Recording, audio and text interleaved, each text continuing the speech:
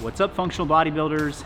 Today, I played with something called the Power Hour for about a year and a half, and actually this dates back like 5 years when I used to program for my old CrossFit affiliate gym that I owned.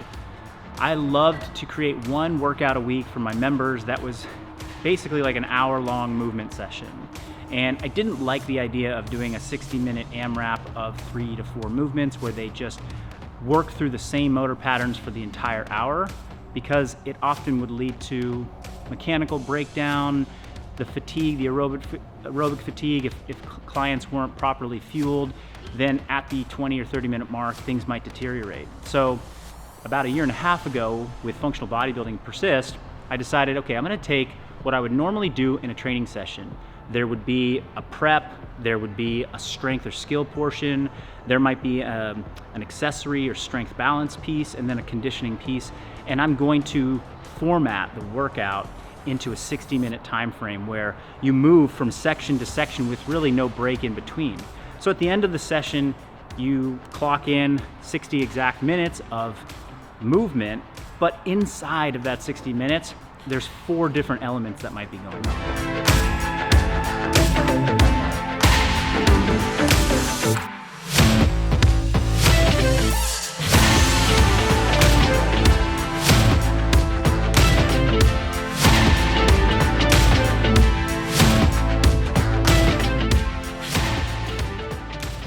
So the 4 elements that I chose to do today were my prep work. And for my prep work, I did sled. So it's 10 minutes of pushing and pulling the sled. I purposely started out relatively slow because I knew I was going to be going for an hour, but as I got further and further into my first 10 minutes, I picked up the pace on my sled, and that got me great knee, posterior chain, ankle, foot strength, and a little bit of a blood flow and cardiorespiratory pump before I moved into part 2. Now, part 2 started at the 10-minute mark and it went to the 30-minute mark. This was something, and I timed it, where I did every 2 minutes I started a new set. This is where skill and strength come together in functional bodybuilding workouts, typically in part 2 of training. And so for this, I did a barbell complex of deadlift, 2 power clean, 3 hang power clean. That was my strength skill piece. Barbell complex, increasing weight every set. So 10 sets every 2 minutes. That's 20 minutes of work, took me from 10 minutes to 30. After each complex, I rode for 250 meters on the rowing machine. Now, it wasn't a very aggressive pace. It was a moderate pace, something that kept me breathing, kept that sweat going from my first 10-minute sled, but I had plenty of time at the end of each row to reset, add a little bit of weight to my barbell, and get prepared for my next set. So my first set of barbell complex was at 125 pounds. My last set was at 175 pounds, and I made incremental 5 to 10 pound jumps all throughout.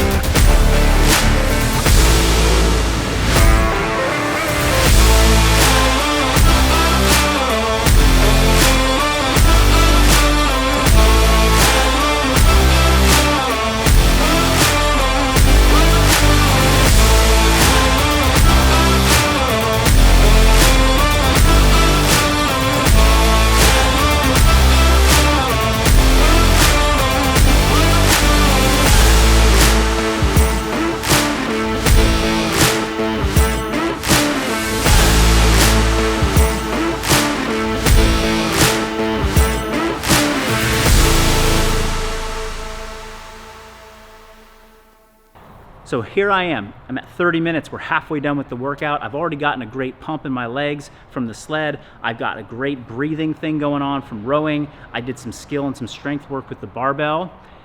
And now it was time to move into what I was gonna call my accessory work or strength balance work. And these were movements that I chose. Strict muscle up, heavy sandbag or medicine ball over the shoulder, and then a concept 2 bike erg at damper 10. So I cranked the damper all the way up to top drag, and I got out of the saddle and I was really pushing for quad drive, leg drive. So this was a leg drive, and then my strict muscle up was training shoulders, lats, and a little bit of skill.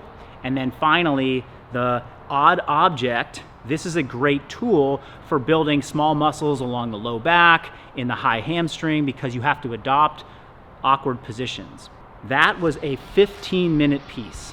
So from minute 30 to minute 45, I did an EMOM style, meaning every minute on the minute I rotated movements. Bike, strict muscle up, med ball over shoulder for 5 rounds. 3 movements, 5 rounds, 15 minutes.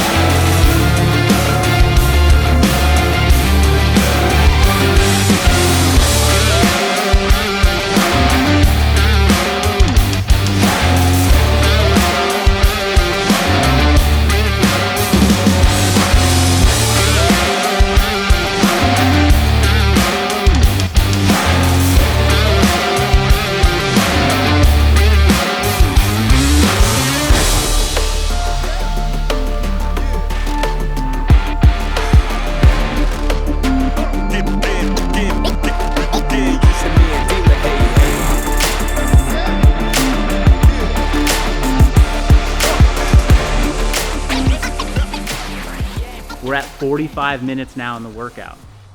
And I transitioned to my final 15-minute piece, which would be, in a functional bodybuilding training session, our typical spot to throw in functional pump conditioning. So I did a functional pump conditioning workout, which was essentially a 15-minute effort, continuous, at a sustainable pace.